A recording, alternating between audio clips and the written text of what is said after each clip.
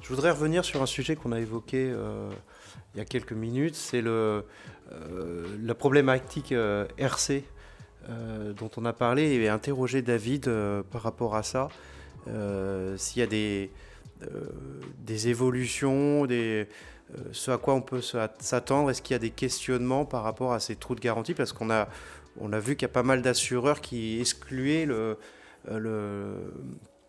cyber en fait des polices RC Pro, et comment ça s'est traité, comment ça s'est questionné, et puis également avoir la vision de Marc-Éric et puis de Larry qui est au contact de Risk Manager, donc ça, je suppose que c'est aussi un problème qui est adressé. Moi je rejoins tout à fait ce que disait Marc-Éric tout à l'heure sur la montée et l'apparition de nouveaux sinistres RC type de celui qu'on a vu en Suisse, qu'on voit en Suisse actuellement. Il y en a eu d'autres de ce type. On a eu depuis longtemps, et ça c'était américain, dès que vous avez un incident, vous avez une class action qui a fait, introduite par des consommateurs. Et ça c'est systématique. Dès que vous affectez des particuliers dans les pays de common law, Canada, États-Unis, vous avez ces class action qui arrivent, et ça on les a vus depuis longtemps. C'est même les premières garanties, moi, que je voyais, les premiers sinistres sur lesquels on a été sollicité, avec parfois des sinistres qui n'avaient pas grand-chose à voir avec les cyberattaques. On était parfois dans des problèmes de consommation, avec la question éternelle de l'application de l'exclusion RC professionnelle. L'exclusion RC professionnelle et l'exclusion des cyberattaques dans les textes de RC professionnel. Et là, il y a un vrai débat de fond qui, pour moi, n'est pas encore tranché. C'est ce que les assureurs ont envie de faire, ce que le marché a envie de faire et comment est-ce qu'on articule les garanties. Pour moi, le risque cyber, l'informatique est tellement présente dans les prestations de services professionnels aujourd'hui que ça me paraît un peu surprenant. Alors, je prends un commentaire qui n'engage que moi et certainement pas mes clients, mais dire qu'on va exclure le risque cyber de la RC professionnelle quand c'est une composante essentielle de la prestation professionnelle, ça me paraît compliqué. Aujourd'hui, il y a une vraie réflexion à avoir. Quelle est la ligne de partage qui n'est pas claire d'une police à l'autre entre ce qui relève de la RC cyber et ce qui doit relever de la RC professionnelle? Ça, c'est un vrai débat qui n'est pas tranché aujourd'hui et qui doit être tranché à l'avenir. Et avec les contraintes particulières, puisqu'en France, on ne peut pas rédiger une clause d'exclusion comme on le veut. Donc, parfois, on a des débats assez intéressants. Mais en tout cas, je confirme la tendance sur la RC. Et je pense que, je parlais tout à l'heure des class actions aux États-Unis. Il faut quand même savoir qu'on a l'action de groupe en Europe, qui est possible dans le cadre du RGPD, qui l'était d'ailleurs même avant en France, avant le RGPD. Et ça va prendre son essor, parce que quand on réfléchit, si vous avez une atteinte de données sur des particuliers, et vous chiffrez par exemple le préjudice moral à 200 € par personne, si vous multipliez par le nombre de data subjects qui peuvent être concernés par une faille, vous allez tout de suite sur des chiffres très conséquents. Et vous pouvez arriver à des montants qui excèdent largement les plafonds de garantie. Je ne sais pas si ça va se produire. Je pense que dans certains pays, ça peut se produire. L'Allemagne fait partie des zones identifiées comme étant potentiellement fortement à risque sur ce volet-là. Je ne sais pas si ça se produira en France, mais en tout cas, le potentiel est là. Est-ce que sur ces sujets justement de notification, d'enquête d'une administration, voire d'amende, est-ce qu'il y a plus de dossiers? Est-ce que tu vois plus de questionnements dans ce que tu traites? Pas forcément. Encore une fois, c'est vrai que nous on voit ça à l'étranger. On a eu là typiquement, en ce moment j'ai un dossier où il y a une faille qui affecte des citoyens américains. C'est une entreprise française, mais des citoyens américains. Et là, les régulateurs américains s'intéressent, posent des questions. Donc il y a des frais qui sont générés par l'enquête. Et encore une fois, en France, c'est vrai que la CNIL a plutôt dédié, après les régulateurs ont des priorités d'action, ils ont plutôt dédié leur action et leurs efforts à la régulation de la collecte des données, l'utilisation des données par les GAFAM. Est-ce qu'ils vont pouvoir dédier à terme davantage de ressources à tout ce qui est violation de données ?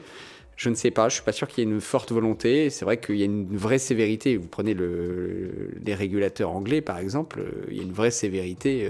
Quand vous avez été victime d'une violation de données, on va regarder, le régulateur va regarder ce qui a été fait en termes de prévention et imposer des sanctions. Pour l'instant, ce n'est pas encore la priorité. Ça ne veut pas dire que ça ne le sera pas. Après, il y a l'éternel débat, la tarte à la crème des avocats sur est-ce que les amendes imposées par les autorités administratives sont assurables ou pas. Il y a beaucoup d'encre qui a coulé sur le sujet. Je ne sais pas si on va ouvrir le débat maintenant. Moi, j'ai mon point de vue sur le sujet, c'est que l'amende, elle a quand même une vocation régulatrice pour changer les comportements. Instinctivement, j'aurais tendance à dire c'est pas forcément compatible avec l'ordre public de prendre en charge une amende. Ça n'engage que moi. Et chaque assureur, pour le coup, a sa position sur le sujet. Et c'est un débat qui est relativement ouvert. Larry, vous vouliez réagir également sur... Oui, effectivement. Le sujet de l'articulation entre la garantie cyber et la garantie RC Pro est un sujet clé. Effectivement, il n'y a pas encore un consensus clair sur la question. Et moi, qui suis même un représentant finalement de la garantie d'assurance cyber, j'aurais pu prêcher pour ma paroisse, dire il faut avoir une extension RC Pro dans le contrat d'assurance cyber.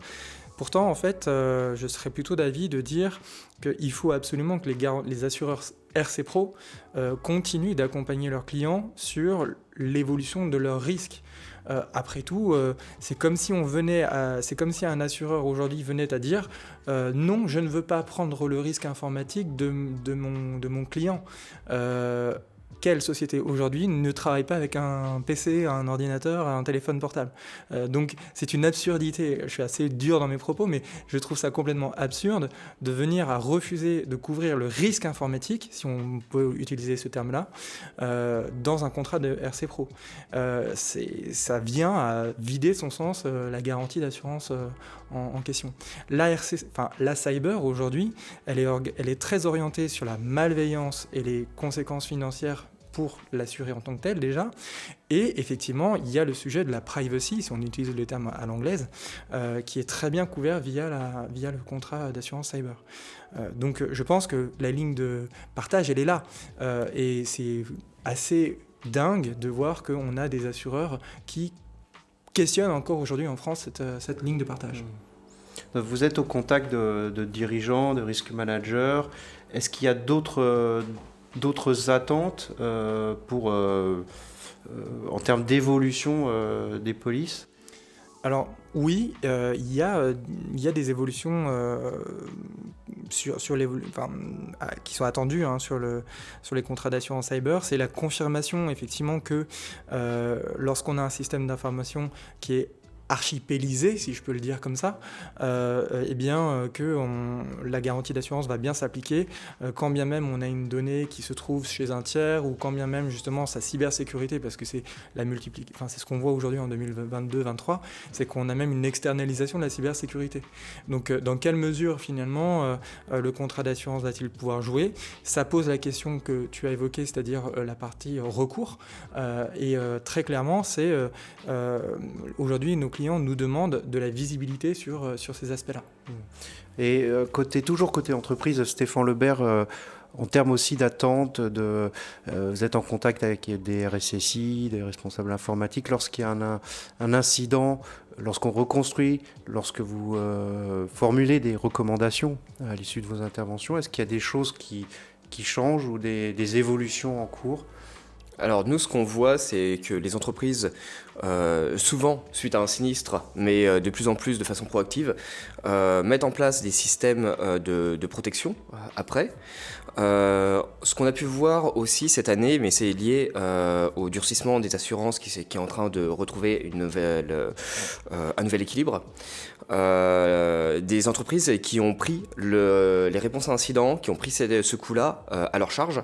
Et ce qui fait que, comme ils n'ont pas voulu faire appel à l'assurance, ou ils n'ont pas fait appel à l'assurance, ont dû faire, entre guillemets, des réponses à minima, et résultat, ont dû reconstruire beaucoup de choses autour, et reconstruire un nouveau système d'information, ce qui a un coût, mais ce qui permet de repartir sur des bases saines.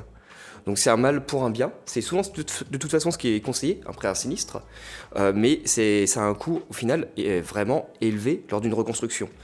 La majorité des reconstructions en fait pourraient partiellement être évitées. Je dis bien partiellement, parce que technologiquement on peut réussir à repartir la plupart du temps sur un SI qu'on aurait nettoyé. Mais ça dépend de la taille du SI, parce que le temps du sinistre, où on va tout bloquer pour pouvoir commencer à comprendre ce qui s'est passé, à investiguer pour pouvoir sortir l'attaquant et retrouver quelque chose de propre, on est obligé de reconstruire un autre système d'information à côté, au moins pour gérer les premières problématiques, comme par exemple payer les gens. Et ça, c'est quelque chose qu'on doit faire à côté. Donc, suivant la taille de l'entreprise, cette petite embryon qui est généré peut, au final, suppléer au premier système qui souffrait de toute façon de tout l'historique qu'il avait. Donc, voilà, on a vu cette évolution de notre côté.